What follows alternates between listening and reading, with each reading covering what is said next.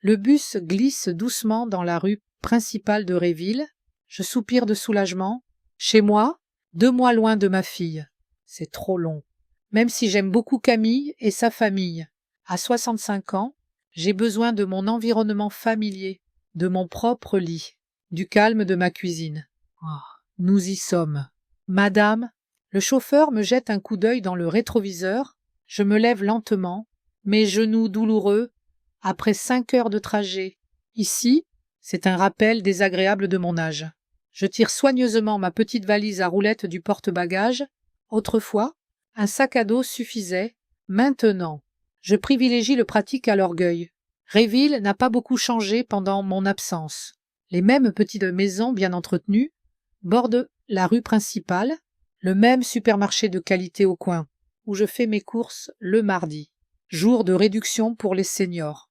Le même parc poussiéreux, où les mamans promènent leurs enfants. Je me surprends à penser que je n'ai pas vu ma belle-sœur Céline et ma petite-fille Clémence parmi eux depuis un moment. Un taxi me conduit à ma maison modeste mais chaleureuse, rue des Aulnes. Henri, mon défunt mari, l'a achetée il y a 35 ans, quand nos enfants étaient petits. C'est un investissement pour l'avenir. Margot, disait-il. Henri voyait toujours loin. Il serait fier de la façon dont j'ai géré nos finances après sa mort. La maison m'accueille avec une fraîcheur et une légère odeur de poussière. J'ouvre les fenêtres, laissant entrer l'air de mai. Je vérifie le répondeur. 2 messages.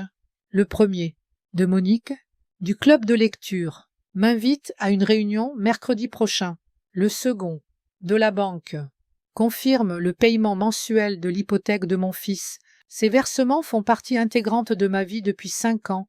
Depuis qu'Antoine a perdu un bon poste dans une compagnie d'assurance régionale pour devenir évaluateur dans une succursale locale, avec un salaire divisé par 2.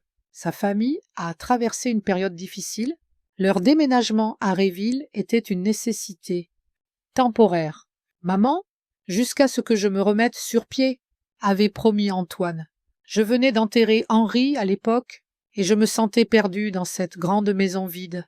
Avoir la famille de mon fils près de moi semblait une bonne idée. J'ai aidé à payer la compte pour leur maison et maintenant, je couvre les 2/3 de l'hypothèque chaque mois. Antoine insiste sur le fait que c'est un prêt qu'il remboursera. L'argent ne me manque pas. La pension d'Henri, l'assurance et nos investissements me permettent une vie confortable. Je suis heureuse de pouvoir aider. Après avoir défait mes bagages et pris une douche, je décide de ne pas reporter ma visite chez mon fils.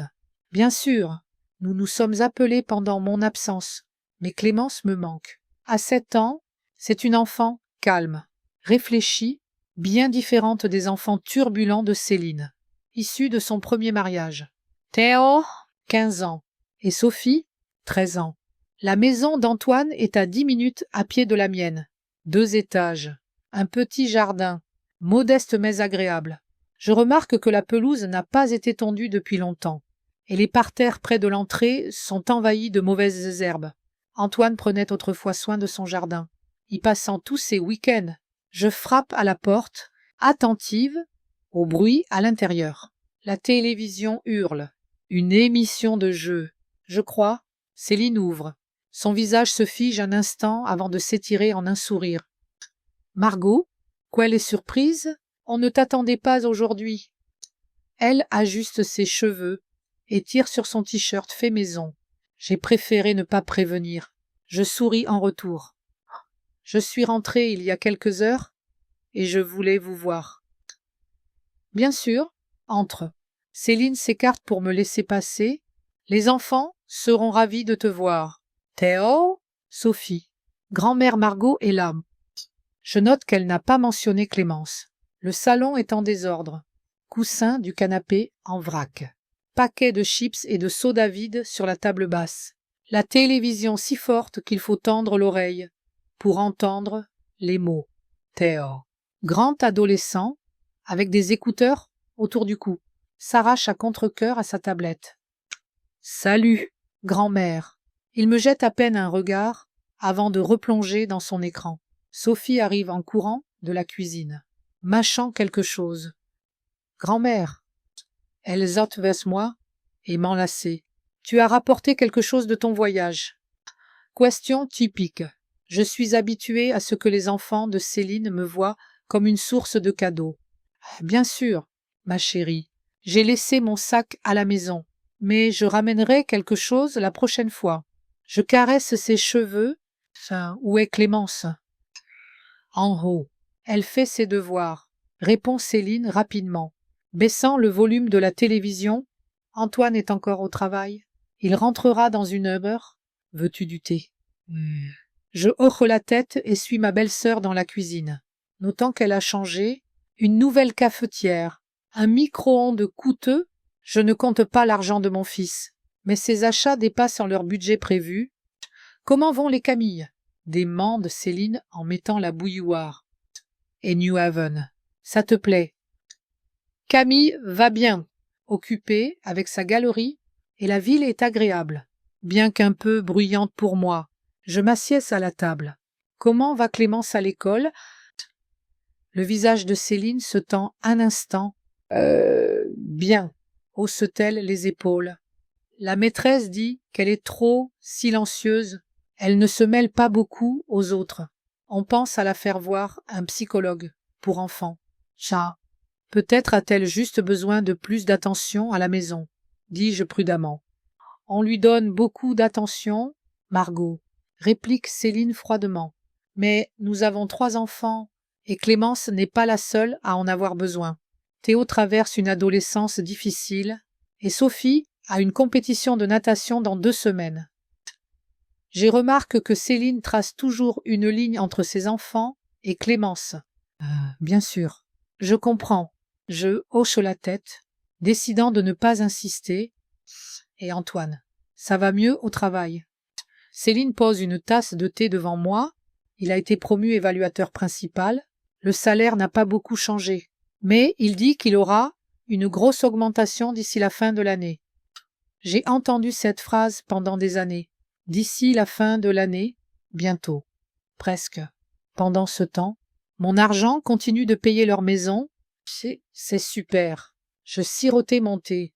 Je peux monter dire bonjour à Clémence. Ah, tu ne veux pas la distraire de ses devoirs? Dit Céline rapidement. Elle a eu une mauvaise note en maths récemment. Elle rattrape. Mieux vaut attendre après le dîner. Elle descendra. Son ton me rend méfiante. Clémence est généralement excellente. Et depuis quand une enfant de 7 ans ne peut-elle pas s'interrompre 5 minutes pour saluer sa grand-mère? Nous passons au salon, où Céline commence à ranger nerveusement. Désolée pour le désordre. Les enfants étaient très actifs aujourd'hui, rit-elle. Théo, enlève tes écouteurs de la table. L'adolescent lève les yeux au ciel, mais obéit. Je remarque de nouvelles photos sur l'étagère. Céline et les enfants dans une station balnéaire. Théo avec son nouveau vélo. Sophie en maillot, avec une médaille. Antoine et Céline devant un yacht. Belle photo, dis-je. Quand êtes-vous partis en vacances au bord de la mer? Non? Oh, c'était au printemps, pour les vacances. Céline semble gênée. Un voyage de 4 jours. Une bonne affaire. J'y hoche la tête, ne montrant pas ma surprise. Au printemps, Antoine m'avait demandé plus d'argent pour réparer le toit. 2000 €. Apparemment, réparer le toit s'appelle maintenant un voyage au bord de la mer. Et où sont les photos de Clémence? Dis-je, ne la voyant sur aucune image. Elle était chez ma mère, répond Céline précipitamment. Elle commençait à avoir un rhume, on ne voulait pas prendre de risques. Ou ne pas dépenser pour un billet supplémentaire, je pense, sans rien dire. À cet instant, des pas légers se font entendre à l'étage, et une petite silhouette apparaît dans l'escalier. Clémence, en t-shirt simple et jean, descend prudemment, s'accrochant à la rampe. Grand-mère, ses yeux s'écarquillent en me voyant. Clémence, je t'ai dit de ne pas descendre avant d'avoir fini tes devoirs, dit Céline sèchement. La fillette se fige sur la dernière marche. Ses frêles épaules crispées, je me lève rapidement et m'approche d'elle. Viens là, ma chérie. Tu m'as tellement manqué. Clémence se précipite vers moi. M'enlaçant, je sens qu'elle tremble. Je la serre plus fort. Tu as grandi. Je souris, mais reculant pour mieux la voir. Et tes cheveux ont poussé. Clémence sourit timidement, tirant sur sa tresse blonde. Tu restes combien de temps, grand-mère? Je suis rentrée pour de bon. Ma chérie, on se verra souvent maintenant? Clémence, tu dois vraiment finir tes devoirs. Intervient Céline, me lançant un regard d'excuse. Désolée, Margot, mais elle a un contrôle demain. Je suis presque finie, maman, dit Clémence doucement. Presque? Ce n'est pas fini. Coupé Céline. Et un bas. Tout de suite, j'ai remarqué le changement sur le visage de ma petite fille, comme si un masque tombait, effaçant la joie récente. Elle hoche la tête docilement et se dirige vers l'escalier. Je viens te voir dans 1 minute, dis-je après elle. Les lèvres de Céline se pincent de frustration, mais elle ne dit rien. Je vais l'aider avec ses maths, dis-je en souriant. Je suis une ancienne comptable, après tout. Comme tu veux, hausse Céline les épaules. Je vais préparer le dîner. Tu restes? Si ça ne t'ennuie pas. Quand ma belle-sœur disparaît dans la cuisine, je montai à l'étage. La chambre de Clémence est au bout du couloir, la plus petite de la maison, comme dans mes souvenirs. Je frappe doucement. Entre, dit une voix discrète. Clémence est assise à un petit bureau, penchée sur un cahier. La pièce est austère, un lit étroit, une petite armoire, une étagère de livres.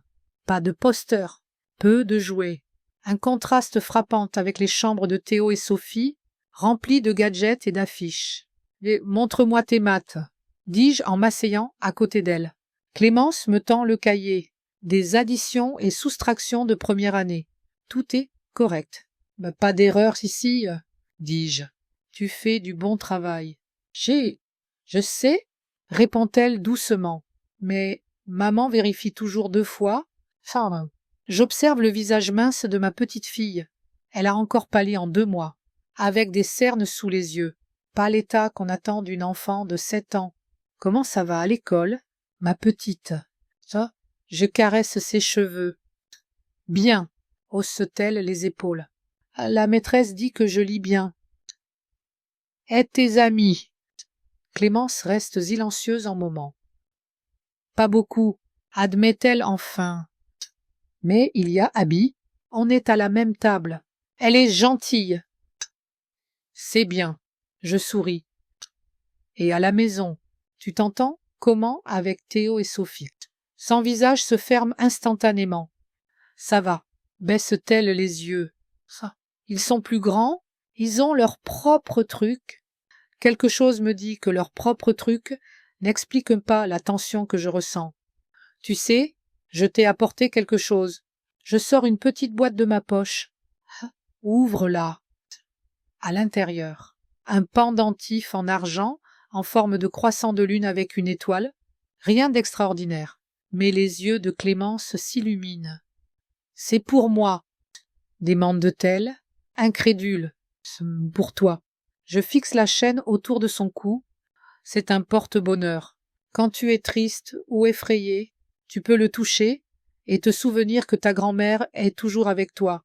Clémence se jette dans mes bras et je sens qu'elle tremble. Merci, murmure-t-elle. Nous restons ensemble 1 demi-heure de plus. Je lui raconte mon voyage, le musée des dinosaures que j'ai visité pour pouvoir le décrire à ma petite fille. Clémence écoute, les yeux écarquillés. Absorbant chaque mot, elle semble reprendre vie, redevenir l'enfant curieuse que je connais. La porte d'entrée claque en bas. Antoine est rentré. J'entends sa voix forte saluer Céline. Puis des pas lourds, probablement Théo et Sophie descendant pour accueillir leur père. Allons en bas. Je prends la main de Clémence. Ton papa est rentré. Dans le salon.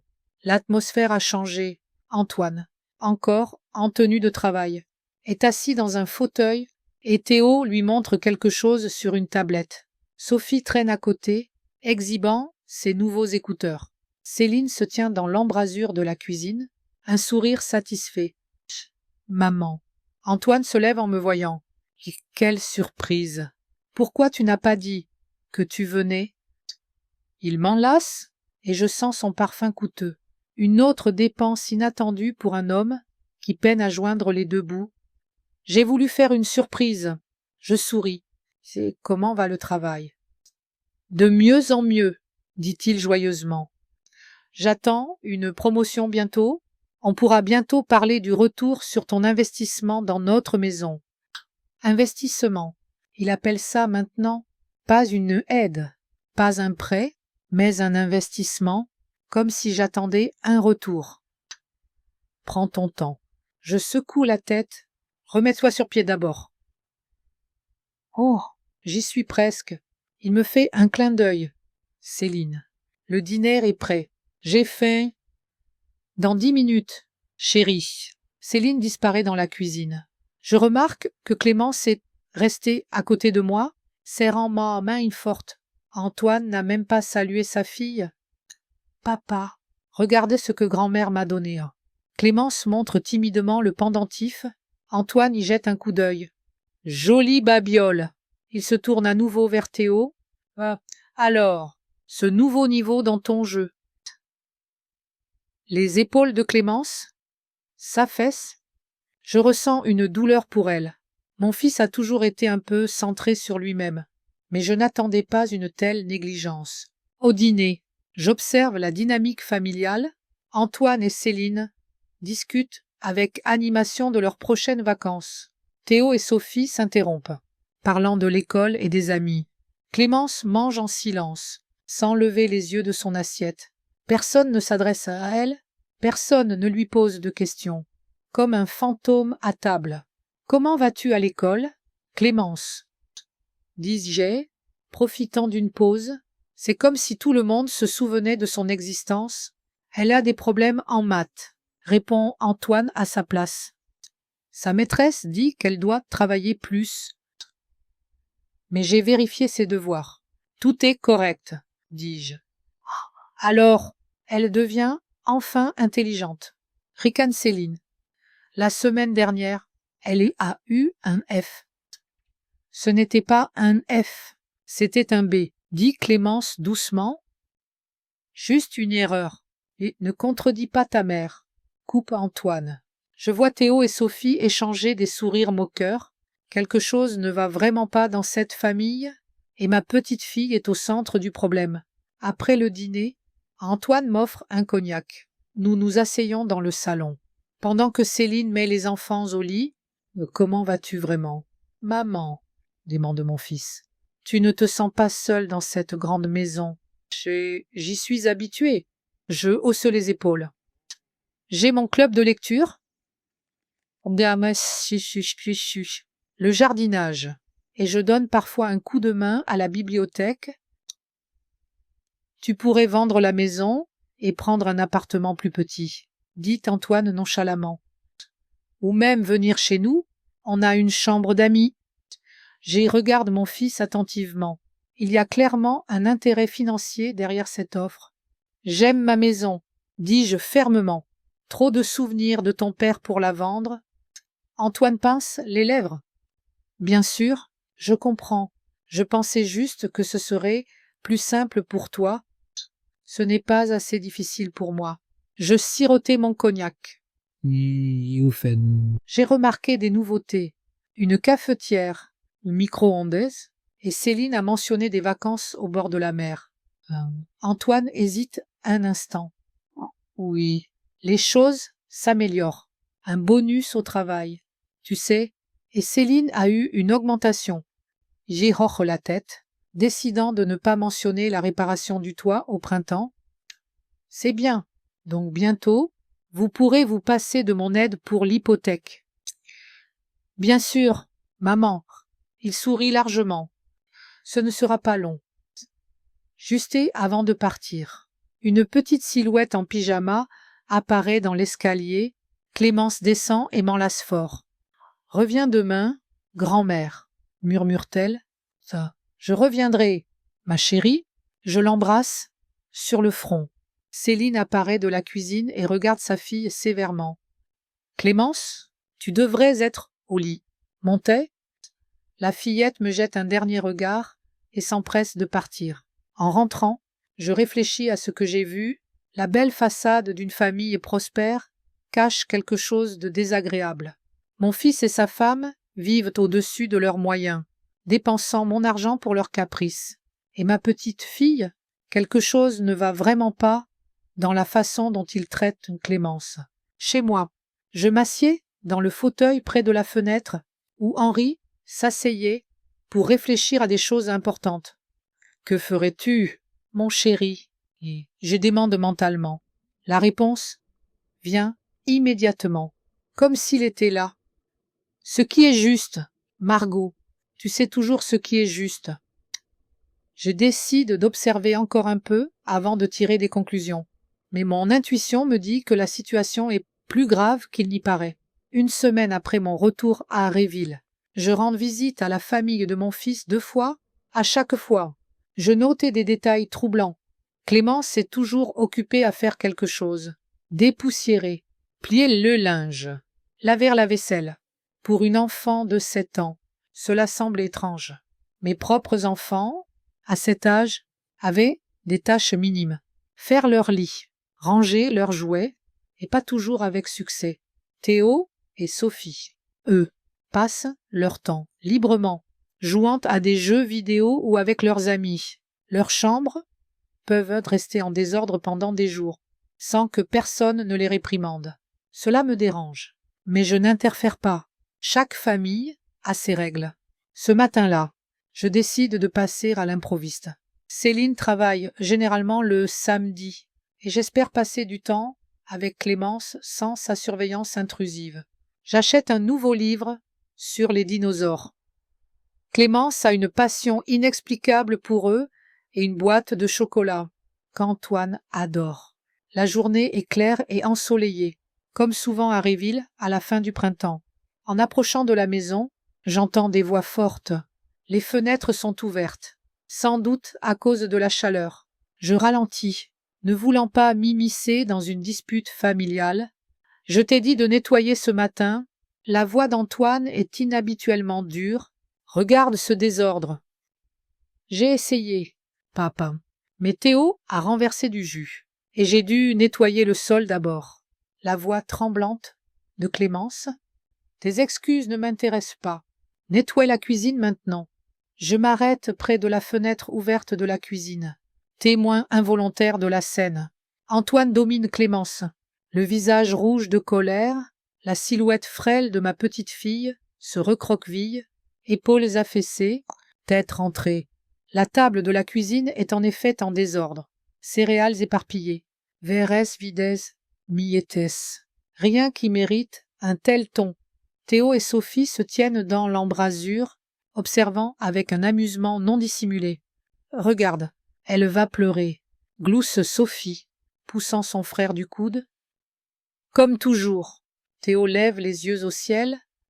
La petite pleurnicharde. « Dis !» Antoine ne se retourne même pas pour les réprimandes. Il attrape un chiffon et le fourre dans les mains de Clémence. « Je veux que ce soit propre dans 10 minutes. Sinon pas de dessin animé pendant 1 semaine. » Clémence hoche la tête, ses petits doigts serrant le chiffon. Je remarque qu'elle se mord la lèvre, signe qu'elle retient ses larmes. Quelque chose se brise en moi. Cet homme, criant sur une enfant sans défense, n'est pas le fils que j'ai élevé. Henri n'a jamais haussé la voix sur nos enfants, même quand il méritait une punition.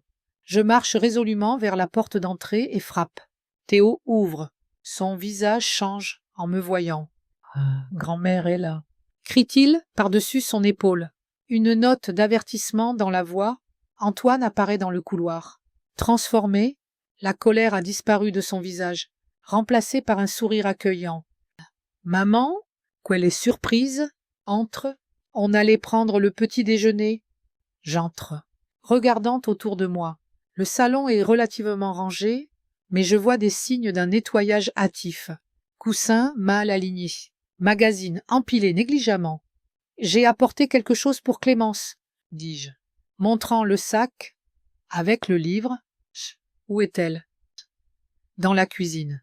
Elle aide à nettoyer, répond Antoine nonchalamment. Tu sais, on lui apprend la responsabilité. Les enfants doivent comprendre que tout le monde a des tâches à la maison. Quelles sont les tâches de Théo et Sophie? Dis-je, en me dirigeant vers la cuisine. Antoine hésite. Ils ont d'autres choses. Études, activités extrascolaires. Clémence est encore jeune. C'est bien qu'elle aide à la maison. J'y reste silencieuse en entrant dans la cuisine. Clémence est debout sur un petit tabouret, juste assez haut pour atteindre le plan de travail, et nettoie avec application. En me voyant, elle se fige. Un mélange de joie et d'inquiétude sur le visage. Grand-mère. Elle saute du tabouret et se précipite vers moi. Je l'enlace, sentant son corps frêle trembler. Elle sent l'eau savonneuse et autre chose. La peur, une compréhension qui me transperce. Je t'ai apporté un nouveau livre, mon rayon de soleil. Je sors le livre du sac. Sur les dinosaures, comme tu aimes. Les yeux de Clémence s'écarquillent. Elle prend le livre avec précaution, comme s'il était fragile et précieux. Merci, grand-mère, murmure-t-elle.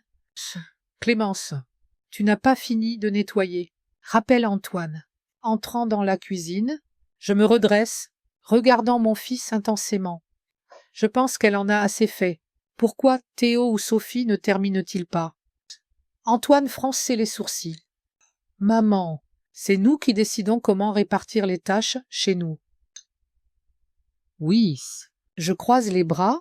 Alors explique-moi pourquoi une enfant de 7 ans nettoie la cuisine pendant que des adolescents se prélassent, et pourquoi tu lui cries dessus si fort qu'on t'entend dans la rue? Le visage d'Antoine se fige. Clémence se recule, serrant le livre contre sa poitrine. Clémence, va dans ta chambre, dit Antoine, sans me quitter des yeux. Ma petite fille me regarde avec incertitude. Je hoche la tête. Ah, vas-y, ma chérie, je viendrai te voir tout à l'heure. Quand ses pas s'éteignent dans l'escalier, Antoine prend une profonde inspiration. Maman, je ne vois pas où est le problème. Les enfants doivent aider à la maison. C'est toi qui nous as appris l'ordre. Je vous ai appris l'ordre, pas à être des serviteurs, dis-je, et je ne vous ai jamais crié dessus comme tu l'as fait avec Clémence, même quand vous méritiez une punition. Tu exagères. Antoine agite la main. Irrité, c'était juste un ton élevé. Pama. J'ai tout entendu. Antoine. Et j'ai vu Théo et Sophie se moquer d'elle. Pourquoi les laisses-tu faire?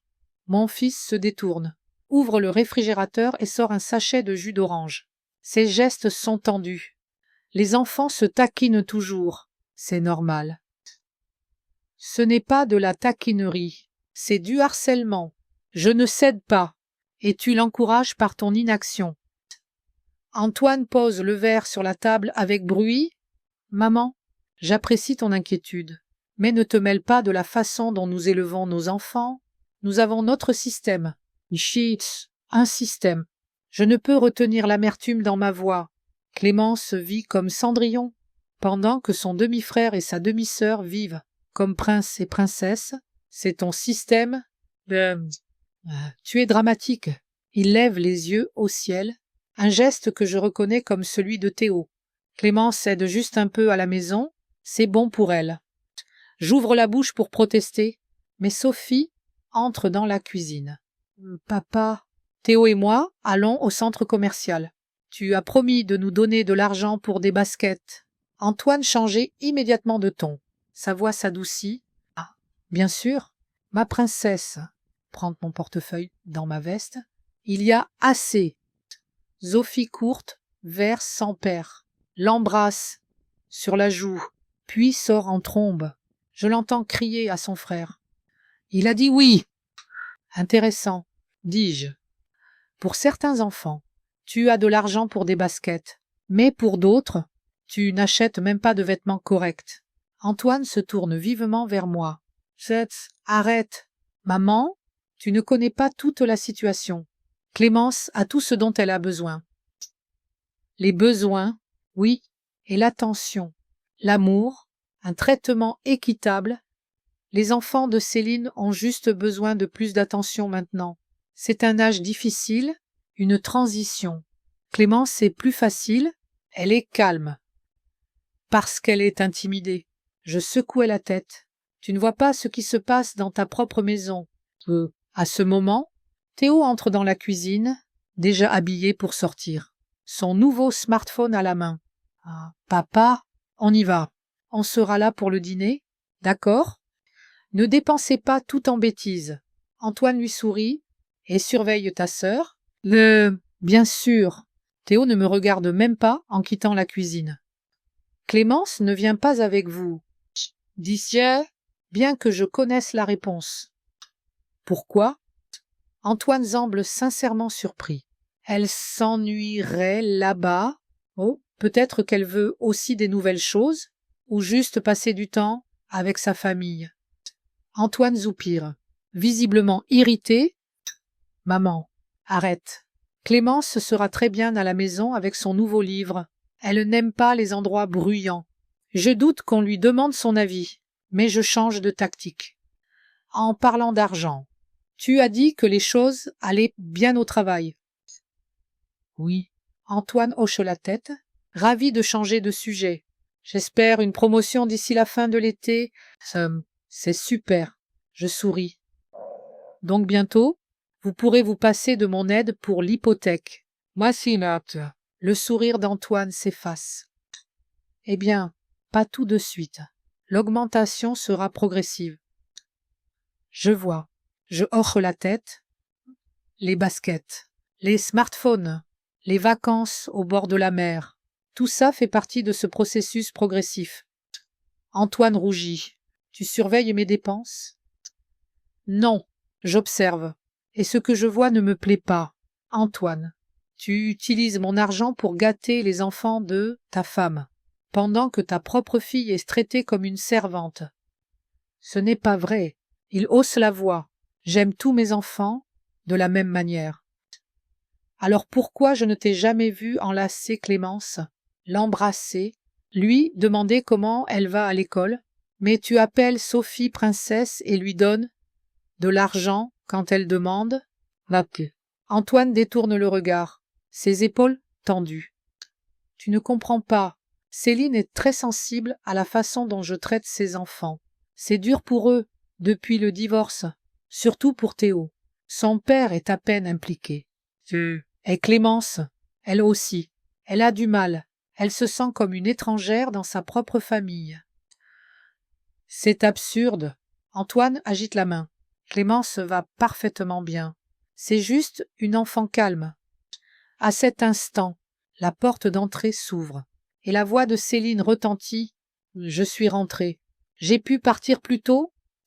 Elle apparaît dans la cuisine, encore en tenue de travail, chemisier strict et jupé. Son visage change en me voyant.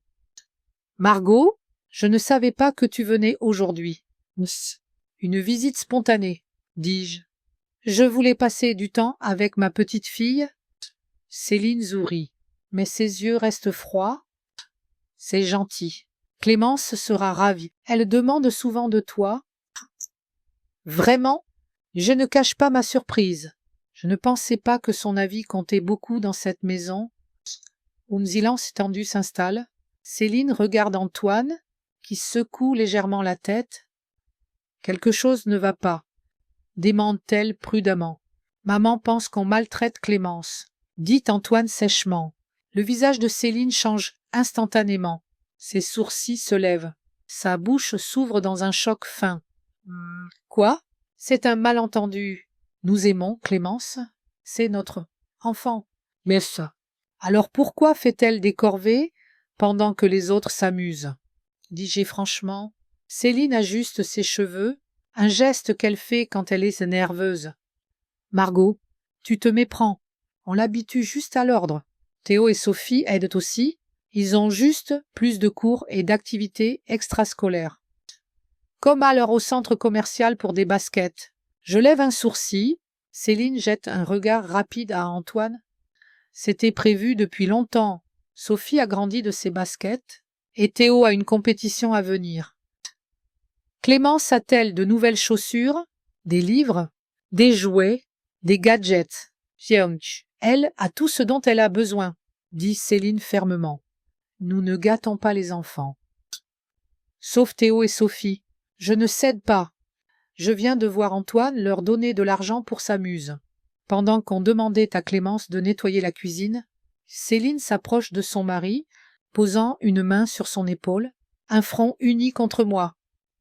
Margot, nous te respectons, mais l'éducation est notre responsabilité. Nous avons notre système, et ça fonctionne. Clémence est une enfant heureuse et en bonne santé. En es-tu sûre? Je la regarde droit dans les yeux. Quand lui as-tu demandé pour la dernière fois si elle était heureuse? Céline ne soutient pas mon regard. Se tournant vers la cuisinière, je pense qu'on doit tous se calmer, dit-elle doucement. Prenons un thé. Antoine, chérie, peux-tu aller chercher Clémence? Je suis sûre qu'elle veut montrer ses nouveaux dessins à grand-mère. Chérie. L'hypocrisie dans sa voix est presque palpable. Elle essaye d'étouffer le conflit, de créer une illusion de normalité. J'ai vu ce comportement chez mes clients quand j'étais comptable, des gens cachant des fraudes financières derrière une façade amicale. J'irai moi-même, dis-je, me dirigeant vers la cuisine. Maman. Antoine me prend la main. N'en faisons pas toute une histoire. On s'en sort bien avec l'éducation. Je libère ma main. Je vois comment vous vous en sortez, et ça ne me plaît pas. En montant l'escalier, j'entends des voix étouffées dans la cuisine. Céline murmure quelque chose avec véhémence à Antoine. Je frappe à la porte de la chambre de Clémence. Entre, sa voix prudente. Clémence est assise sur le lit, feuilletant son nouveau livre, ses doigts touchant délicatement les illustrations colorées, comme si elle craignait de les abîmer. Ah, tu aimes le livre, ma chérie. Je m'assis à côté d'elle. Beaucoup, hoche-t-elle. Surtout le tricératops. Il a des cornes trop cool. Je souris, caressant ses cheveux. Clémence, je veux que tu saches que tu peux toujours me dire si quelque chose ne va pas, si quelque chose te dérange ou t'attriste. Elle lève les yeux vers moi, une lueur de peur dans le regard. Tout va bien. Grand-mère. Non. Je prends sa main. Je pense que tu as du mal. J'ai vu papa te crier dessus aujourd'hui. Jacques. Clémence baisse la tête. Je n'ai pas eu le temps de nettoyer. J'ai essayé. Mais Théo a renversé du jus. Et il a dit que c'était ma faute. Et j'ai dû nettoyer après lui. Elle hoche la tête, sans lever les yeux. Ça arrive souvent, qu'il te fasse nettoyer, et qu'il n'aide pas. Clémence reste silencieuse un moment, puis répond très doucement. Maman dit que je dois être utile, parce que je vis dans leur maison. Quelque chose se brise en moi. Clémence, c'est ta maison. Tu n'es pas une invitée ici, et tu n'as pas à gagner ta place dans la famille. Ses petites épaules tremblent. Je l'enlace, et elle se blottit contre moi. Théo et Sophie disent que je ne suis pas une vraie sœur, murmure-t-elle, que personne ne veut de moi. Message. Ce n'est pas vrai. Je la serre plus fort. Tu es très importante. Moi, je veux de toi. Et tes parents aussi? À cet instant, la porte s'ouvre, et Céline apparaît avec un sourire forcé. Vous êtes là? J'ai fait du chocolat chaud. Clémence, descends à la cuisine. Ma petite fille se crispe dans mes bras. On va rester ici un peu, dis-je calmement. On regarde un livre sur les dinosaures. Mais le chocolat va refroidir, insiste Céline, son sourire encore plus faux. Apporte-le ici, si ce n'est pas trop de mal. Je souris en retour. On est plus à l'aise, ici. Céline veut visiblement protester, mais se retient. D'accord, mais ne restez pas trop longtemps. Clémence a un cours de lecture aujourd'hui. Après son départ, je me tourne vers ma petite fille. Quel cours de lecture? C'est pas moche, tu es des filles. Maman me donne des livres de syllabes, explique Clémence. Je dois lire 20 pages par jour. Mais tu lis déjà bien, dis-je, surprise. Oui. Mais maman dit que je dois être la meilleure de la classe, hausse-t-elle les épaules. Sinon, je ferai honte à la famille. C'est et trop, une enfant de 7 ans ne devrait pas craindre de faire honte à sa famille à cause de sa lecture, ne devrait pas se sentir comme une servante chez elle, ne devrait pas penser que personne ne veut d'elle. Nous passons 1 heure de plus ensemble à regarder le livre et parler de dinosaures. Elle se détend peu à peu, souriant. Rien de même. Quand je m'apprête à partir, elle m'enlace fort. Reviens demain, grand-mère, dit-elle. Je reviendrai, ma chérie, et tu sais quoi? Et si tu venais chez moi toute la journée, on pourrait faire des biscuits et regarder des dessins animés. Ses yeux s'illuminent, puis s'éteignent. Maman ne me laissera pas. J'ai des devoirs et des corvées. Laisse-moi m'en occuper. Je lui fais un clin d'œil. Ça ira. En descendant l'escalier, je trouve Antoine et Céline dans le salon, discutant à voix basse. Mais ils s'arrêtent en me voyant. Je pars, dis-je. Mais j'ai une proposition. J'aimerais emmener Clémence chez moi toute la journée demain. Céline ouvre la bouche pour protester, mais Antoine la devance. Bien sûr. Maman, c'est une bonne idée. Ça fait longtemps que vous n'avez pas passé du temps ensemble. J'y réalise qu'il veut juste éviter un conflit. Mais ça me convient. Super. Je viendrai la chercher à 9 heures demain matin. En rentrant, je réfléchis à tout ce que j'ai vu et entendu. La situation est pire que je ne le pensais. Mon fils et sa femme ont créé un environnement toxique où Clémence est rejetée, humiliée, utilisée. Ils dépensent mon argent pour le divertissement des enfants de Céline, tandis que ma petite fille ne reçoit même pas l'attention et les soins de base. Henri disait toujours « Sa argent est un outil. Margot, il peut créer ou détruire. » Maintenant, mon argent soutient un système qui détruit la psyché d'une enfant. Chez moi, je m'assieds à la table et sors un dossier de documents financiers, l'accord avec la banque, pour copayer l'hypothèque de mon fils, les relevés de compte montrant les virements réguliers, les titres de propriété de la maison. L'heure des compromis et des discussions douces est révolue. Je ne peux pas laisser cette attitude envers Clémence continuer. Si le soutien financier est le seul levier que j'ai sur mon fils, je l'utiliserai. La journée passée avec Clémence ne fait que renforcer ma détermination. Elle est transformée loin de sa famille, riante, bavardant, courant dans mon jardin, criant d'excitation. Je ne reconnais pas cette fillette joyeuse dans l'enfant calme et effrayé de la maison d'Antoine. Nous faisons des biscuits aux pépites de chocolat. Regardons des dessins animés sur les dinosaures. Fabriquant des objets en papier, je sors un vieil album photo et lui montre des images d'Antoine bébé. Clémence regarde, émerveillée. Le garçon souriant qui construit des châteaux de sable et fait du vélo. « C'est vraiment mon papa, demande-t-elle, touchant les photos avec incrédulité. « Eh, oui, ma chérie, c'était un garçon très joyeux et gentil. Maintenant, il se fâche beaucoup, dit-elle doucement, et cette simple constatation me brise le cœur. Quand il est temps de rentrer, son visage s'assombrit immédiatement. Elle range soigneusement ses nouveaux livres et bricolages dans son sac à dos. À la porte de la maison d'Antoine, elle m'enlace fort. Merci, grand-mère, c'était la meilleure journée de ma vie. Céline nous accueille avec un sourire étrange, emmenant rapidement Clémence à l'étage pour se changer après la promenade. Antoine n'est pas là, travaillant, même un jour de congé, explique ma belle-sœur. De retour dans ma chambre, je compose le numéro de Harrison Tissier. Henri et moi étions amis avec la famille Tissier depuis plus de 30 ans. Harrison était notre avocat, s'occupant des transactions, assurances, impôts. Après la mort de Henri, il a géré tous les aspects légaux de la succession. Margot, quelle agréable surprise. La voix de Harrison est aussi joviale qu'il y a 20 ans, bien qu'il ait déjà 70 ans. Que puis-je faire pour toi? J'ai besoin de conseils. Harry, ça concerne mes obligations financières envers mon fils. Bien sûr. Quand peux-tu passer? Fan. Nous convenons de nous rencontrer le lendemain à son bureau. Harrison est semi-retraité, mais conserve un petit bureau dans le cabinet qu'il a fondé. Le matin est nuageux. Je porte un tailleur strict, une habitude de mes jours de travail.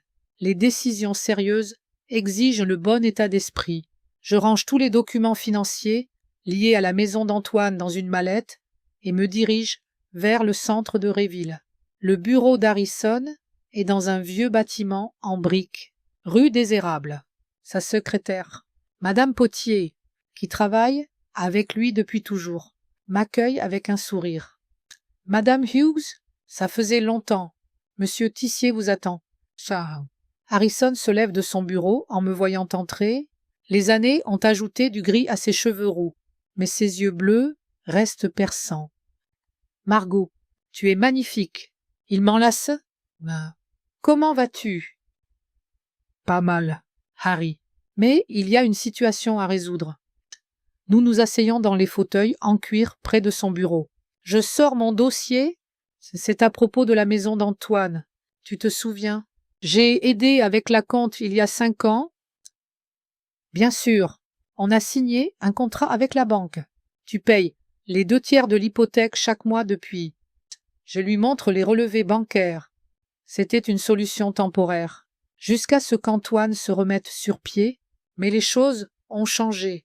Bien, je résume ce qui se passe chez mon fils. La négligence envers Clémence, la position privilégiée des enfants de Céline, les dépenses déraisonnables, malgré les difficultés financières déclarées. J'ai décidé d'arrêter le financement, dis-je en conclusion. Je veux savoir quelles sont les implications légales. Harrison écoute attentivement, examine les documents, puis se cale dans son fauteuil. Légalement, tu n'es pas obligé de continuer les paiements. Le contrat avec la banque te désigne comme tiers payeur. Mais Antoine est l'emprunteur principal. Si tu arrêtes, il sera entièrement responsable du remboursement. Et s'il ne peut pas payer, la banque entamera une procédure de saisie. D'abord des avertissements, des frais de retard. Puis, si rien ne change, la mise aux enchères de la maison pour rembourser la dette. Je hoche la tête. C'est la réponse que j'attendais. Ah, il y a autre chose. Harrison se penche en avant.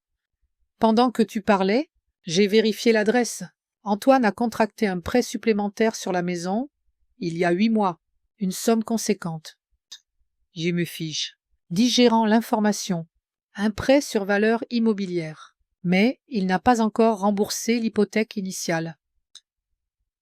Oui, mais il y avait déjà de la valeur dans la maison, grâce à ton acompte et tes paiements réguliers. Les banques accordent souvent un second prêt contre cette valeur. Et à quoi a servi cet argent? Je sens la colère monter. Harrison haussait les épaules. Je ne peux pas te le dire. Mais vu le montant, environ 50 000 €, ce n'était pas pour réparer le toit. Je me souviens de la nouvelle voiture de Céline, des vacances au bord de la mer, des gadgets coûteux pour les enfants. Tout s'explique. Et je n'en savais rien. Je secouais la tête, alors que je payais une grande partie de la première hypothèque. Ça, il n'avait pas à te le dire, dit Harrison. Légalement, la maison lui appartient. Mais c'est moi qui en paye une grande partie. Je me redresse. Eh bien, ça clarifie les choses. Harry, j'ai besoin d'une manière légalement sûre d'arrêter de financer la maison. Harrison hoche la tête. Le plus simple est de notifier à la banque que tu arrêtes les paiements supplémentaires sur le prêt d'Antoine Hughes. Je préparerai une lettre à cet effet. Je te conseille aussi de modifier l'ordre permanent avec ta banque. Oh! Qu'arrive-t-il à Antoine et sa famille? Ils auront le choix. Trouver un moyen de payer la totalité de l'hypothèque eux-mêmes, vendre la maison pour rembourser la dette, ou attendre que la banque entame la saisie. Dans ce dernier cas, la maison serait vendue aux enchères, probablement en dessous de la valeur du marché. La dette serait remboursée et le solde, s'il y en a, serait remis à Antoine. J'y réfléchis. La situation est désagréable, mais je ne vois pas d'autre option tant que mon fils dépend de moi, financièrement. Il n'a aucune incitation à changer. Ça, c'est prépare. La lettre. Harry. Encore une chose. À propos de mon testament. Bien. Nous passons 1 heure de plus dans le bureau de Harrison, discutant des détails. En sortant, j'ai le cœur lourd, mais je me sens soulagé par la décision prise. À la banque, j'annule l'ordre permanent pour transférer l'argent au compte hypothécaire d'Antoine. Puis je décide de ne pas reporter la discussion avec mon fils. Je l'appelle sur son portable. « Maman, quelque chose ne va pas. » Il semble surpris. Je l'appelle rarement pendant ses heures de travail. « Il faut qu'on parle. Antoine, c'est important. Peux-tu passer chez moi après le travail ?»« C'est compliqué aujourd'hui. Céline et moi avons des plans ce soir. »« Ça, mon. Annulez-les. Mon ton ne laisse place à aucune objection. Je t'attends à 18 heures. » Une pause. « D'accord, répond-il enfin. Mais qu'est-ce qui se passe ? » À tout à l'heure. Antoine. Je passe l'après-midi à préparer la conversation. Je prépare un thé fort et sors des biscuits, le rituel habituel pour les discussions sérieuses dans notre famille. À 17h50, j'entends la voiture d'Antoine s'arrêter. Mon fils entre, le visage fatigué. Je désigne le fauteuil en face de moi. Assieds-toi. Du thé. Qu'est-ce qui se passe, maman ? Il ignore et l'offre. On dirait qu'un drame terrible est arrivé. Hein ? Pas terrible ? Je versai une tasse de thé. Mais c'est sérieux. J'ai décidé d'arrêter de financer votre maison. Antoine se fige, puis sourit nerveusement. Comment ça ? Arrêter le financement ? Exactement ce que je dis. Je ne ferai plus de paiement pour votre hypothèque. À partir de ce mois-ci, tu es entièrement responsable des versements. Il me fixe, comme s'il n'en croyait pas ses oreilles. Mais pourquoi ? Qu'est-ce qui s'est passé ? Ce qui s'est passé, c'est que j'ai ouvert les yeux. Je sirotais mon thé. J'ai vu comment vous traitiez Clémence. Je t'ai vu lui crier dessus. Théo et Sophie se moquaient d'elle. Comment Céline fait faire des corvées à une enfant de 7 ans pendant que ses enfants s'amusent. Le visage d'Antoine s'assombrit. Tu recommences. Je t'ai dit, on lui apprend juste la responsabilité. Non, Antoine, vous en faites une servante. Et vous utilisez mon argent pour gâter les autres enfants. Ce n'est pas vrai. Il hausse la voix. On traite tous les enfants pareil. Yessu. Vraiment. J'élève un sourcil. Alors explique-moi pourquoi Théo a un nouveau smartphone et un vélo. Sophie a un abonnement à la piscine et des vêtements chics. Et Clémence porte des t-shirts usés trop petits pour elle. Pourquoi ils vont au centre commercial et elle reste à la maison à faire ses devoirs? Pourquoi ils partent en vacances avec vous et elle reste chez sa grand-mère? Antoine détourne le regard. Tu ne comprends pas? Chacun a des besoins différents. Théo a besoin d'un téléphone pour rester en contact avec ses amis. Sophie a besoin de cours de natation pour sa santé. Et Clémence, elle est une enfant casanière. Elle est casanière, parce que vous ne lui donnez pas d'autre choix. Je secoue la tête. Mais il y a plus. J'ai découvert le 2e prêt que tu as contracté sur la maison. Antoine tressaille. Ses yeux s'écarquillent. D'où tu... Peu importe. Ce qui compte, c'est que tu as emprunté une grosse somme sans m'en dire un mot, alors que je paye la majeure partie de votre première hypothèque. Et d'après ce que je vois, la nouvelle voiture de Céline, les vacances, les gadgets, cet argent n'a pas servi à quelque chose d'essentiel. On avait des dettes, commence Antoine, hésitant. Des cartes de crédit, les frais de scolarité des enfants, des factures, les frais de Théo et Sophie. Je précise, pas Clémence. Elle va dans une école publique ordinaire. Antoine bondit de sa chaise. Tu nous espionnes? Tu comptes notre argent. Non. Je le regarde calmement. J'observe, et ce que je vois ne me plaît pas. Tu utilises mon argent pour vivre au-dessus de tes moyens, et tu maltraites ma petite fille. Jérôme. C'est injuste, s'exclame-t-il. Tu ne peux pas arrêter l'aide comme ça. Je peux. Je pose la tasse sur la table, et je l'ai déjà fait. J'ai annulé l'ordre permanent à la banque et envoyé un avis à l'organisme de crédit. À partir du 1er du mois prochain, les paiements sont entièrement à ta charge. Antoine blame it. Tu ne feras pas ça. C'est déjà fait. Mais on ne peut pas payer la totalité. La panique perçait dans sa voix. Et on n'a pas assez d'argent. Alors vous devrez revoir vos dépenses. Je hausse les épaules. Oh, achetez moins, dépensez moins pour les loisirs. Comme les gens normaux vivent avec un budget. Antoine passe une main dans ses cheveux, un geste qu'il fait toujours quand il est nerveux. Maman, tu ne peux pas nous faire ça. On pourrait perdre la maison. Oui, c'est une possibilité. J'acquiesce. Si tu ne trouves pas un moyen de payer l'hypothèque tout seul, et tu te fiches que tes enfants finissent à la rue, je me soucie qu'une de mes petites filles soit humiliée dans sa propre maison, dis-je fermement. Et je ne crois pas que vous finirez à la rue. Au minimum, vous pouvez vendre la maison et acheter quelque chose de plus abordable, ou louer un appartement. Antoine me fixait, comme s'il me voyait pour la première fois. Je ne te reconnais pas. Maman, tu n'as jamais été aussi cruelle. Ce n'est pas de la cruauté, Antoine, c'est de la justice. J'ai fermé les yeux trop longtemps sur ce qui se passait. Il est temps que nous affrontions tous la vérité. Yenem. Il s'effondre dans son fauteuil, les épaules affaissées. Qu'est-ce que tu veux? Demande-t-il doucement. Que je m'excuse? D'accord. J'ai été trop dur avec Clémence. Je me rattraperai. Il ne s'agit pas d'excuses. Je secoue la tête. Il s'agit de toi laissant ta nouvelle famille repousser ta propre fille, utilisant mon argent pour offrir des privilèges aux enfants de ta femme, pendant que Clémence vit comme Cendrillon. C'est exagéré. Non. Antoine, je l'ai vu de mes propres yeux, et la décision est prise.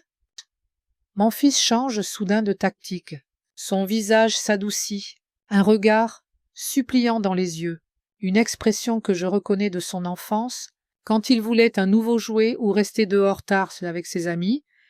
Maman, soyons raisonnables. Peut-être qu'on peut trouver un compromis. Je promets de faire plus attention à Clémence, de m'assurer que Théo et Sophie la traitent mieux. Céline fera des efforts aussi. On arrangera ça. Je suis sûre que vous le ferez. Je hoche la tête, surtout maintenant que votre bien-être financier en dépend, mais ma décision reste la même. Antoine serrait les poings.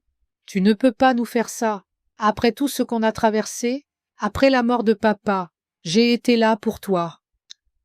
Tu me rendais visite une fois par mois, Antoine, dis-je doucement. Ça ne compte pas vraiment comme être là pour moi, et j'ai toujours géré mes finances seul. Tu le sais. Il se lève, faisant les 100 pas nerveusement. C'est Camille. Elle t'a monté contre moi pendant ta visite. Toujours la petite fille à papa, toujours à me faire passer pour le méchant. Ta sœur n'a rien à voir avec ça. Je secoue à la tête. C'est ma décision, basée sur ce que j'ai vu de mes propres yeux. Antoine s'arrête brusquement. D'accord, je comprends ta position, mais je ne crois toujours pas que tu iras jusqu'au bout. Maman, tu n'es pas ce genre de personne. Tu ne laisserais pas ta famille dans le pétrin. Je vois une étrange assurance dans ses yeux. Il ne croit vraiment pas que je suis capable d'un tel pas décisif. Dans son esprit, je suis encore la mère douce et conciliante qui finira par céder et continuer à aider. Quoi qu'il arrive, ne me mets pas à l'épreuve. Antoine, dis-je doucement, je t'aime, tu es mon fils, mais je ne soutiendrai plus ce qui se passe chez toi. Il sourit. et dans ce sourire, je vois de la condescendance. Ah, d'accord. Maman, tu as fait valoir ton point, j'ai entendu, reparlons-en dans une semaine, quand tout le monde se sera calmé. Il est si sûr que ce n'est qu'un éclat émotionnel de ma part, une menace temporaire qui ne se réalisera pas. Cette assurance renforce ma détermination. Rien ne changera dans une semaine. Antoine. L'ordre permanent est annulé. L'avis est envoyé à la banque. Tu recevras les factures complètes de l'hypothèque dès le 1er du mois. Comme tu veux. Il sourit toujours, bien qu'une lueur d'inquiétude passe dans ses yeux. Je dois y aller. Céline m'attend. Il se dirige vers la porte, mais se retourne sur le seuil. Je sais que tu ne le feras pas. Maman, tu as toujours dit que la famille était ce qu'il y a de plus important. C'est pourquoi je fais ça, dis-je, pour Clémence, qui est aussi ma famille. Quand la porte se referme derrière Antoine, je reste immobile longtemps. Quelque chose me dit que ce n'est que le début d'un long et difficile chemin. Mais, pour la première fois depuis des années, je sens que je fais ce qu'il faut, même si ça fait mal. Parfois, il faut prendre du recul pour voir l'ensemble. Et maintenant que je l'ai vu, il n'y a pas de retour en arrière. 2 mois passent dans un étrange silence. Antoine n'appelle pas, ne vient pas, je ne vois pas Clémence non plus. Ce qui m'inquiète le plus, j'essaie de leur rendre visite plusieurs fois, mais Céline trouve toujours des excuses pour m'éloigner. Clémence est malade. Ils sont absents, ou elle a un cours particulier. J'appelle le téléphone fixe de la maison en journée, quand les parents sont au travail, mais Théo ou Sophie répondent généralement, disant que Clémence est occupée. Je parviens à lui parler une fois, juste 1 minute. Avant que Sophie ne prenne le téléphone, Clémence murmure « Grand-mère, il ne me laisse pas te voir. » La fin juillet est particulièrement chaude. Je travaille dans le jardin tôt le matin, pendant que le soleil est doux. Quand je remarque une voiture de police roulant lentement dans la rue, elle s'arrête devant la maison d'Antoine et 2 hommes descendent avec des dossiers. Pas des policiers, des huissiers. Je me fige. Ficelles en main. La procédure de saisie a commencé. Si vite. D'habitude, les banques donnent plus de temps avant de recourir à des mesures extrêmes. 20 minutes plus tard, les huissiers partent. Fixant un document à la porte, 1 heure après, je vois Antoine rentrer précipitamment, probablement appelé au travail. Il arrache le papier, le lit rapidement et le froisse avec rage. Je décide d'attendre qu'il me contacte le lendemain. Le téléphone sonne. Maman. La voix d'Antoine est abattue. Il faut qu'on parle. Bien sûr, dis-je calmement. Passe quand tu veux. Je serai là dans 1 heure. Il arrive encore plus tôt. Il semble amaigri, les yeux cernés, sa chemise froissée. Rien à voir avec l'homme sûr de lui qui m'assurait, il y a 2 mois, que je n'irai pas jusqu'au bout. La banque a commencé la procédure de saisie, dit-il sans préambule, s'effondrant dans un fauteuil, mais ils mettent la maison aux enchères dans 3 semaines. J'y hoche la tête, lui versant du thé. Je m'y attendais. Avez-vous manqué des paiements? 4. Il se frotte le visage. J'ai essayé de négocier une restructuration, mais à cause du 2e prêt, ils n'ont rien voulu savoir. Je vois. Que comptes-tu faire? Antoine lève les yeux vers moi, épuisé. Que peut-on faire?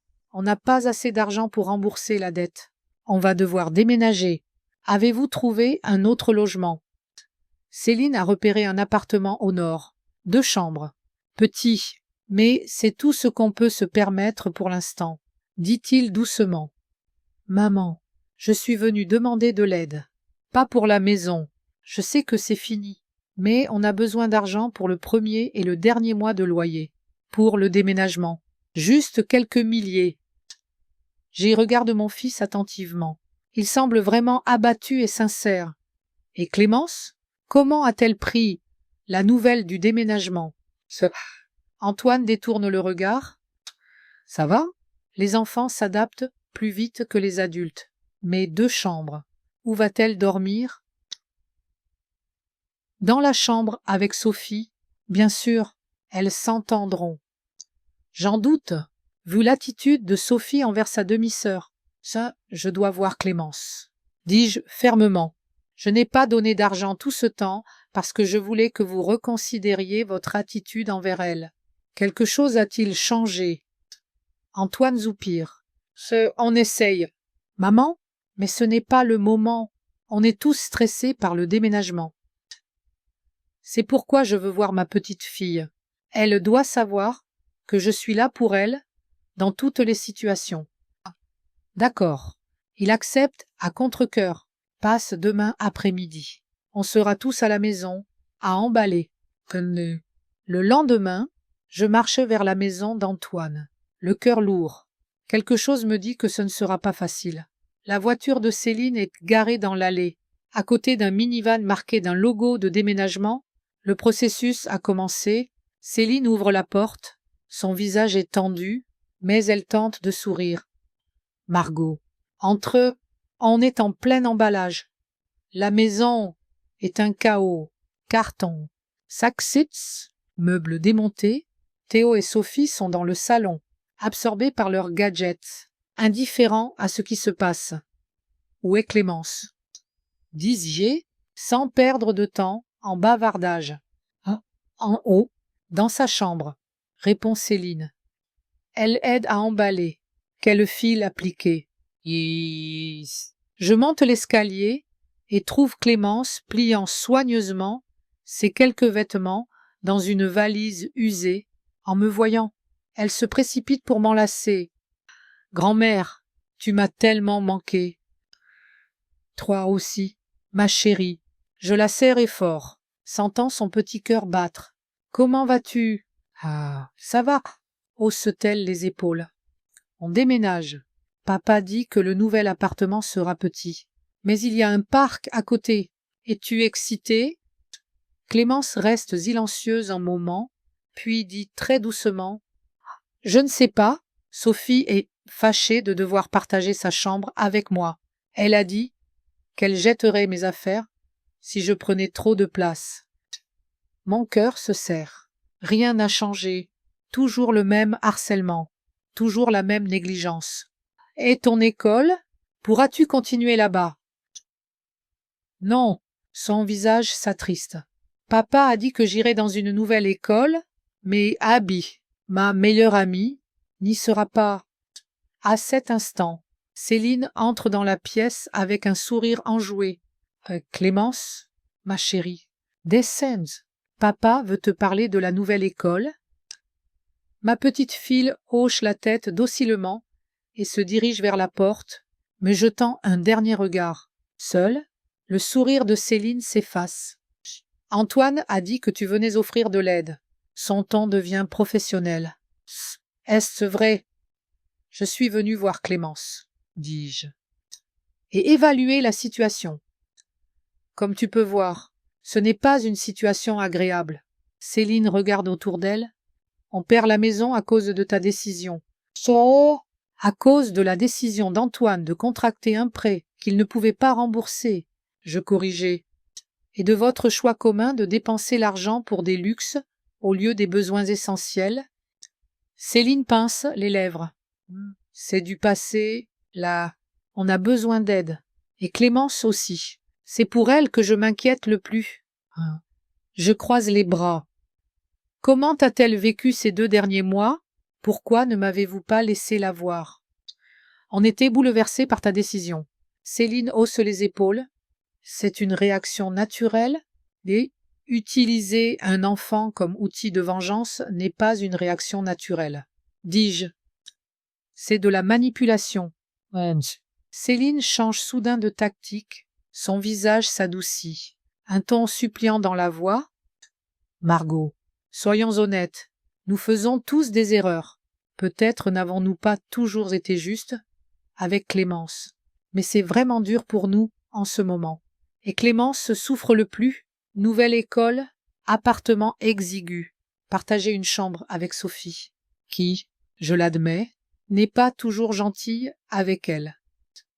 J'écoute attentivement, essayant de comprendre où elle veut en venir. Ça, que proposes-tu? Peut-être. Céline marque une pause, comme si elle réfléchissait à l'instant, bien que je sois sûre que tout était prévu. Peut-être que Clémence pourrait rester chez toi un moment, jusqu'à ce qu'on se remette sur pied. Ce serait mieux pour tout le monde.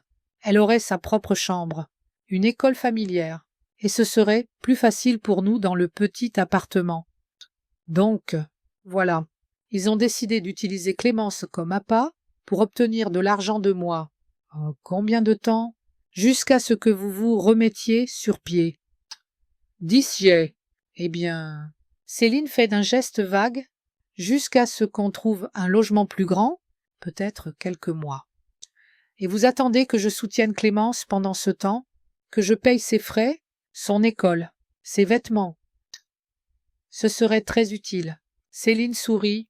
On aidera comme on peut, bien sûr. J'ai réfléchi.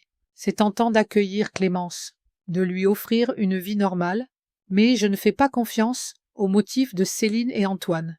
Il faut que j'en parle avec mon fils. Je descends et trouve Antoine dans le bureau, triant des papiers. Céline a suggéré que Clémence reste chez moi, dis-je sans préambule. Antoine hoche la tête, pas surpris. Oui, on en a discuté. Ça a du sens dans notre situation. Et du côté légal, es-tu prêt à établir une garde temporaire? Il fronçait les sourcils. Oh, une garde? Pourquoi si formelle? C'est juste une solution temporaire. Si Clémence vit avec moi, j'ai besoin d'avoir le droit de décider pour son éducation, sa santé, sa sécurité, dis-je, sans garde légale. C'est impossible. Et Antoine reste silencieux un moment, réfléchissant. D'accord, si ça te rassure, mais ce doit être une garde temporaire, et on conserve le droit de voir notre fille quand on veut. Bien sûr, dis-je. Je n'interférerai jamais avec vos contacts. Les jeter. Il y a une autre question. Si Clémence vit avec moi, je subviendrai entièrement à ses besoins, mais je ne vous donnerai pas d'argent. Le visage d'Antoine s'assombrit. Donc, tu prends notre fille, mais tu refuses de nous aider avec le logement. Je ne la prends pas, Antoine. Je lui offre de la stabilité pendant que vous réglez vos problèmes. C'est ce que Céline a suggéré. Et je suis d'accord. Mais je ne finance pas votre mode de vie. Tu sais, on n'a même pas l'argent pour la caution de l'appartement. Vende la voiture de Céline, dis-je. Mais, ou les gadgets de Théo, ou les bijoux que tu as achetés pour ta femme, vous avez assez d'objets de valeur pour réunir l'argent nécessaire.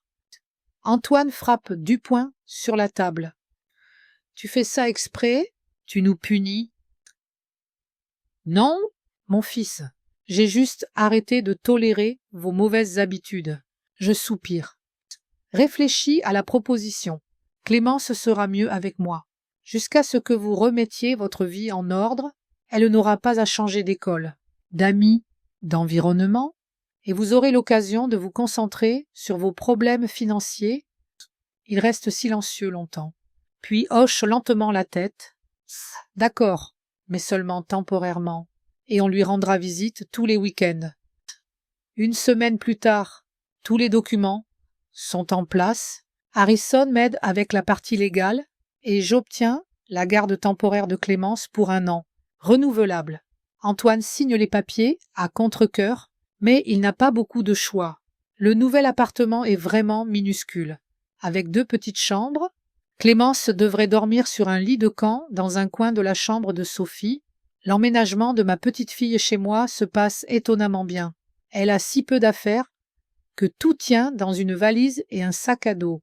Je prépare la chambre qui était autrefois celle de Camille pour elle. Lumineuse, spacieuse, donnant sur le jardin, j'achète un nouveau lit, un bureau, des étagères. Quand Clémence voit sa nouvelle chambre, ses yeux s'écarquillent de surprise. Ah, tout ça, c'est pour moi? Demande-t-elle, incrédule. Ah, tout est à toi, ma chérie. Je passe un bras autour de ses épaules. Tu peux la décorer comme tu veux. Chitch. Les premiers jours ne sont pas faciles. Clémence se réveille souvent la nuit. pleurant.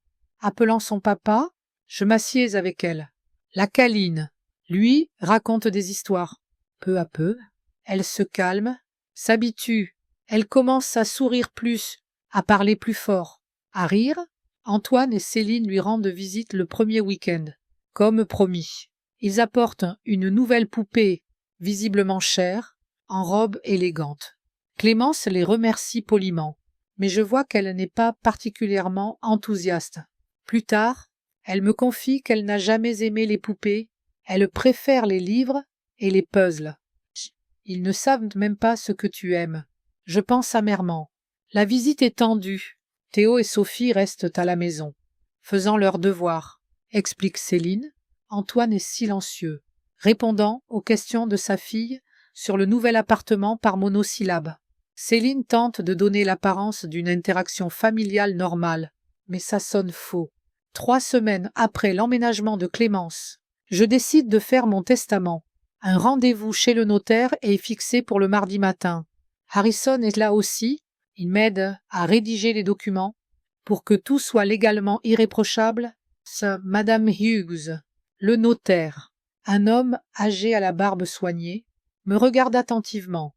Souhaitez-vous modifier votre testament, laissant tous vos biens à votre petite fille, Clémence Hughes? Oui, dis-je, mais à condition que les biens soient placés dans un fonds fiduciaire jusqu'à sa majorité. Harrison Tissier sera le fiduciaire. Je vois, et vos enfants, Antoine et Camille Hughes. Camille recevra certains bijoux de ma mère, dis-je. Ils ont une valeur sentimentale pour elle.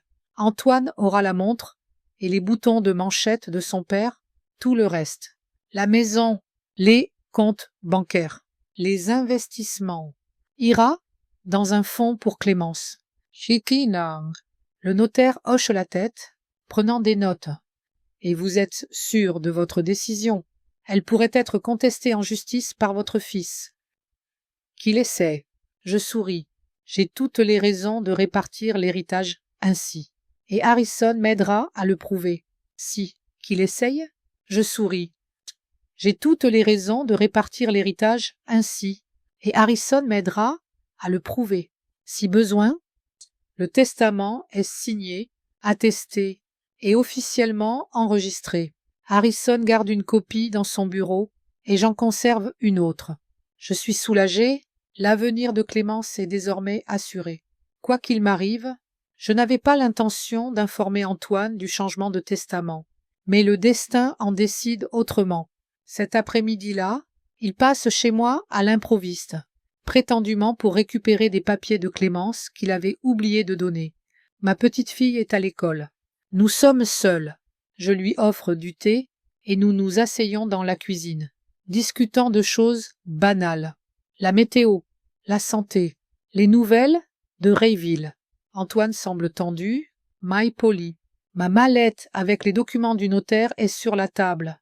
Je n'ai pas eu le temps de la ranger depuis mon retour. C'est quoi? Antoine désigne le dossier étiqueté testament. Mes papiers personnels. Je tente de ranger la mallette, mais mon fils est plus rapide. Tu as changé le testament. Il sort le dossier, l'ouvre. Aujourd'hui, Antoine, ça ne te regarde pas. Je tends la main. Rends-le, s'il te plaît. Mais il lit déjà le document, son visage changeant à chaque ligne. Qu'est-ce que ça veut dire?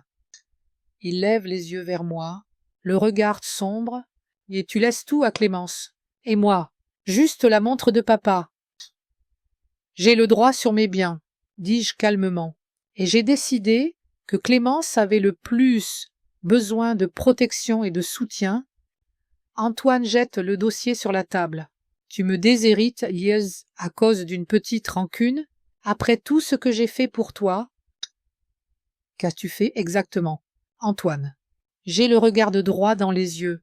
Ça a profité de mon argent pendant des années. Laisser ta femme et ses enfants maltraiter ma petite fille.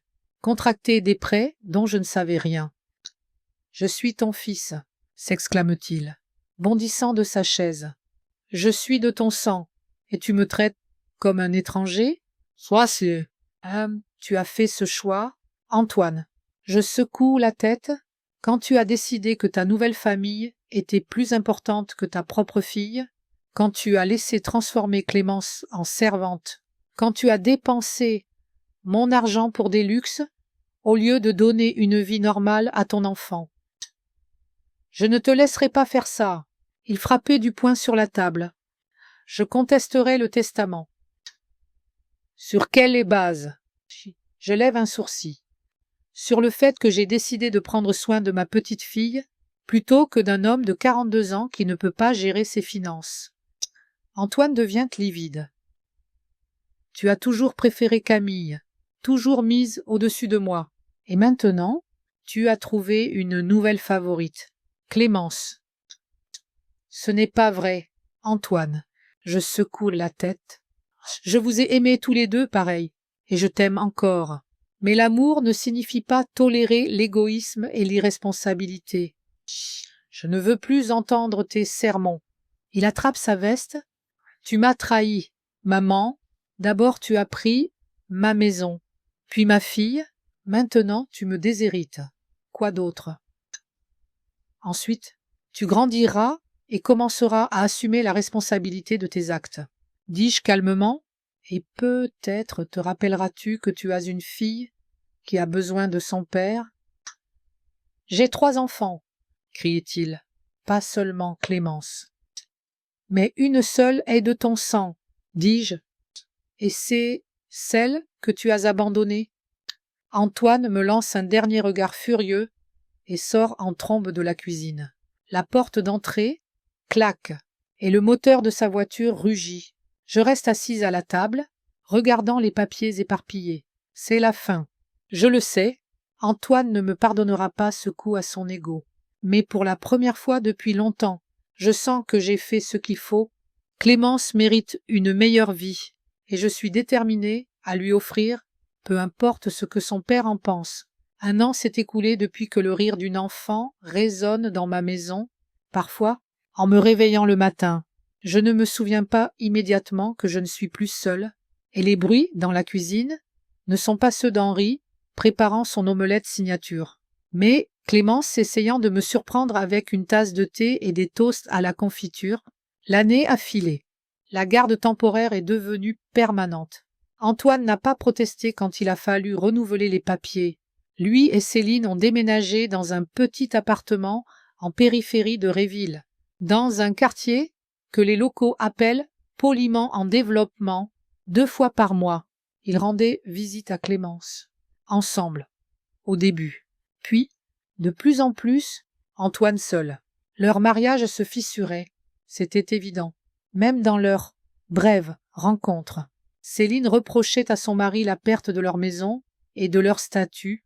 Lui l'accusait d'être dépensière. Théo, maintenant 16 ans, avait constamment des ennuis dans sa nouvelle école. Sophie s'était renfermée, arrêtant la natation. Je ne jubilais pas, j'avais pitié d'eux, mais je comprenais que cette situation était la conséquence logique de leurs propres décisions. Ce qui me réjouissait vraiment, c'était le changement chez Clémence. Au début, elle était méfiante, silencieuse, effrayée de demander quoi que ce soit, se réveillant souvent en hurlant la nuit. Je devais rester longtemps à son chevet, la rassurant que personne ne lui crierait dessus si elle renversait du jus ou n'avait pas le temps de ranger sa chambre. Peu à peu, sa carapace s'est fissurée. Un matin, je l'ai entendue fredonner en arrosant les fleurs sur le rebord de la fenêtre. Une autre fois, je l'ai surprise dansant devant le miroir avec une brosse à cheveux en guise de micro. De petites choses, mais elles en disaient long. À l'école, Clémence a toujours été une bonne élève, mais ses notes étaient encore meilleures maintenant. La maîtresse, Madame Parkinson, a noté, lors de la réunion, parents-professeurs, que la fillette était devenue plus active dans les discussions, levant la main, allant au tableau. On dirait qu'elle a déployé ses ailes, a dit l'enseignante, et je ne pouvais qu'approuver. J'ai décidé de soutenir le développement de ma petite fille et lui ai proposé de choisir une activité supplémentaire, n'importe laquelle, tant qu'elle lui plaisait. On peut vraiment choisir n'importe quoi, a-t-elle demandé, incrédule. Bien sûr, ma chérie, sport, art, science. Qu'est-ce qui t'intéresse? Clémence a réfléchi, tripotant le pendentif en croissant de lune, qu'elle portait toujours depuis que je le lui avais donné. J'aimerais apprendre le piano, a-t-elle dit doucement. On nous a montré un concerto à l'école. C'était tellement beau. Je l'ai inscrite à l'école de musique de Madame Phelps, une vieille dame aux cheveux gris et aux yeux bienveillants. Après un mois de cours, elle m'a appelée Madame Hughes. Votre petite fille a une oreille incroyable, a-t-elle dit, excitée. C'est un talent naturel. Elle assimile tout rapidement et joue déjà des morceaux que mes autres élèves mettent 6 mois à maîtriser. Je n'étais pas surprise. Clémence avait toujours aimé la musique, fredonnant des airs entendus à la radio, tapant des rythmes avec ses doigts sur la table. Mais chez Antoine et Céline, il n'y avait pas de place pour développer ce talent. J'ai acheté un piano d'occasion à des voisins qui déménageaient en Floride. Clémence l'adorait, passant des heures à l'instrument, apprenant des gammes et des pièces simples. Ses petits doigts volaient sur les touches avec une agilité étonnante. Après 6 mois de cours, le premier concert de présentation a eu lieu. Je m'assieds dans la salle de l'école de musique, regardant ma petite fille. Dans une robe bleue modeste que nous avions choisie ensemble, montée sur scène, elle s'incline, s'assied au piano et la musique s'écoule. Une pièce simple de Schumann. Mais dans son interprétation, elle sonne particulièrement émouvante. J'avais invité Antoine au concert, mais il n'est pas venu. Il a appelé à la dernière minute, prétextant une urgence au travail. J'ai vu Clémence scruter le public avant le spectacle, cherchant son père, et ses yeux se voilaient quand elle ne l'a pas trouvé. Mais, sur scène, elle s'est ressaisie et a joué parfaitement. En rentrant à la maison, elle me tenait la main fort et parlait de musique, de la pièce qu'elle voulait apprendre ensuite. Pas un mot sur son père. Les visites d'Antoine se raréfient, 1 fois par mois. Puis tous les 2 mois, il apportait toujours des cadeaux, chers, mais impersonnels, des poupées dont Clémence ne jouait pas, des robes trop sophistiquées pour tous les jours. Un jour, il a apporté un énorme ours en peluche qui occupait la moitié de sa chambre. « Merci, papa », a-t-elle dit poliment, mais je voyais qu'elle était mal à l'aise. Antoine ne connaissait pas sa fille, ses goûts, ses passions, ses rêves. Il achetait des cadeaux qu'il pensait qu'une fillette de 7 ans devrait aimer, sans réaliser que Clémence n'était pas une enfant ordinaire. Elle préférait les livres sur les dinosaures aux poupées Barbie, les encyclopédies aux magazines de mode, la musique classique aux dessins animés. Pour son 8e anniversaire, nous organisons une petite fête, invitant quelques filles de la classe, dont Abby, sa meilleure amie. Nous commandons un gâteau en forme de piano et décorons la maison avec des ballons. Clémence rayonne de bonheur, acceptant les félicitations et les cadeaux. Antoine arrive avec Céline. La première fois qu'ils sont ensemble, depuis longtemps, ils semblent étrangement polis l'un envers l'autre. Parlant peu, ils offrent à Clémence une tablette dernier modèle, trop chère pour leur situation actuelle. Je remarque Céline scrutant la maison, notant chaque détail, chaque changement que j'ai fait au cours de l'année. Son regard est évaluateur, comme si elle estimait la valeur de tout ce qu'elle voyait. Après la fête, quand les enfants se sont dispersés et que Clémence est montée trier ses cadeaux, Antoine demande à me parler seul. Nous sortons dans le jardin et nous asseyons sur un banc sous un vieux pommier. « Maman, je veux m'excuser. » Commence-t-il, détournant le regard pour tout ce qui s'est passé, pour ma façon de me comporter. J'ai regardé mon fils attentivement. Il a beaucoup changé cette année, des tempes grisonnantes, de nouvelles rides autour des yeux, un regard terni. Je suis contente de l'entendre, Antoine, dis-je calmement. Clémence a besoin d'un père qui reconnaît ses erreurs et veut les réparer. Oui, bien sûr, il hoche la tête, mais je ne parle pas seulement de Clémence. Je veux reconstruire notre relation. Maman, nous sommes une famille. Quoi qu'il arrive, Yasse, quelque chose a-t-il changé dans ta vie? Dis-je franchement. Antoine marque une pause, puis soupire. Céline et moi nous séparons. Elle prend les enfants et déménage chez sa sœur à Seattle. Je suis désolée, dis-je sincèrement, mais je ne peux pas dire que je suis surprise. Ouais. Il sourit amèrement. Je suppose que tu as toujours vu des choses que je ne voyais pas, Céline. Elle n'est pas celle que je pensais. Je ne dis rien. Inutile d'énoncer l'évidence. Que Céline n'a toujours été intéressée que par l'argent et le statut, qu'elle l'a utilisé pour subvenir à ses besoins et à ceux de ses enfants. Ça va être dur pour moi tout seul. Continue, Antoine. Financièrement, je veux dire, l'appartement est à mon nom, les meubles sont à moi, mais mon salaire suffit à peine pour les factures. Ah, je m'attendais à ce que la conversation tourne autour de l'argent tôt ou tard. Que proposes-tu? Dis-je neutrement. Peut-être. Je pourrais revenir chez toi. Il me regarde avec espoir. Ah, pas pour toujours. Bien sûr. Juste jusqu'à ce que je me remette sur pied, et Clémence serait contente de me voir tous les jours. J'y réfléchis. Une partie de moi veut aider mon fils. Après tout, malgré tout, c'est mon enfant. Mais une autre partie se souvient de tout ce qui s'est passé ces dernières années. Non, Antoine. Je secoue la tête. Ce n'est pas une bonne idée. Clémence commence à se sentir en sécurité, à gagner en confiance. Ta présence constante pourrait perturber cet équilibre fragile. Si, mais je suis son père, dit-il. Indigné. J'ai des droits. Bien sûr, et je n'ai jamais interféré avec tes contacts avec ta fille, dis-je. Mais vivre avec nous, c'est différent. Tu n'es pas prêt pour ce genre de responsabilité. Tu ne me fais toujours pas confiance. Il pince les lèvres. Tu me punis encore pour mes erreurs passées. Je ne te punis pas, Antoine. Je protège Clémence. Et oui, je ne suis pas sûre que tu aies assez changé pour mettre ses intérêts avant les tiens. Le visage de mon fils se tord de colère. Tu ne me donneras jamais une chance.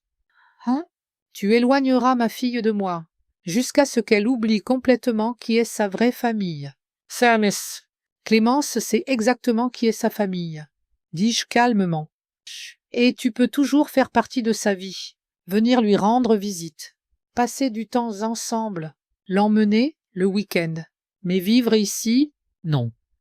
Antoine se lève, serrant et desserrant les poings. Tu vas le regretter. Maman, je peux encore contester la garde. Sur quelle base? Je me lève aussi. Tu ne peux pas offrir de stabilité à une enfant. Tu n'as pas de logement permanent. Ton mariage est brisé. Tes finances sont précaires. N'importe quel tribunal laisserait Clémence avec moi. Il sait que j'ai raison, et ça le rend encore plus furieux. On reparlera de ça, dit-il, et se dirige vers la maison. Après cette conversation, Antoine ne se montre pas pendant presque 3 mois. N'appelle pas, n'écrit pas. Clémence demande de ses nouvelles, et je lui dis que papa est très occupé au travail, mais qu'il viendra la voir dès qu'il pourra. Elle hoche la tête avec une compréhension qui me brise le cœur. Une enfant de 8 ans ne devrait pas accepter l'absence d'un parent dans sa vie si calmement. Un soir, alors que nous sommes dans le salon, moi avec mon tricot, Clémence au piano. Elle interrompt soudain son jeu et se tourne vers moi. Grand-mère, est-ce que papa m'aime? J'ai posé mes aiguilles, m'approche d'elle, et passe un bras autour de ses épaules. Bien sûr qu'il t'aime. Ma chérie, c'est juste qu'il ne sait pas toujours comment le montrer. Clémence passe un doigt sur une touche, pensive. Quand je vivais avec eux, je pensais souvent qu'il serait mieux sans moi, que j'étais de trop. Tu n'as jamais été de trop. Je la serre plus fort. C'est juste que certains adultes, ne réalisant pas quel trésor ils ont reçu, elle sourit, se blottissant contre moi. Je suis contente de vivre avec toi, grand-mère. Tu ne me fais jamais sentir de trop. Je ne le ferai jamais. Je l'embrasse sur le front. Tu es la meilleure chose qui me soit arrivée depuis des années. En septembre, Je reçois une lettre d'Antoine, une carte postale de Portland. Il écrit qu'il a trouvé un nouvel emploi dans une compagnie d'assurance. Déménager dans un autre État.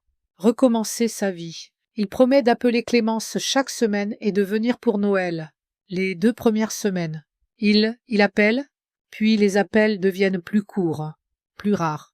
À Noël, il envoie un colis avec des cadeaux et des excuses. Il ne peut pas venir. Trop de travail. Clémence prend la nouvelle stoïquement, comme si elle ne s'attendait à rien d'autre.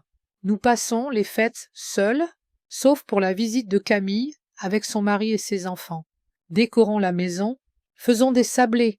Allons au spectacle de Noël de l'école. C'est calme, chaleureux, paisible.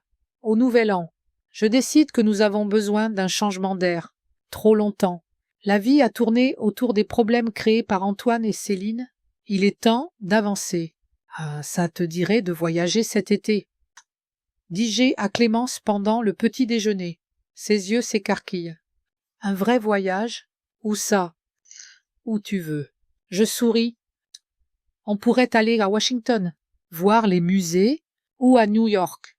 Il y a un super zoo et un musée d'histoire naturelle avec de vrais squelettes de dinosaures.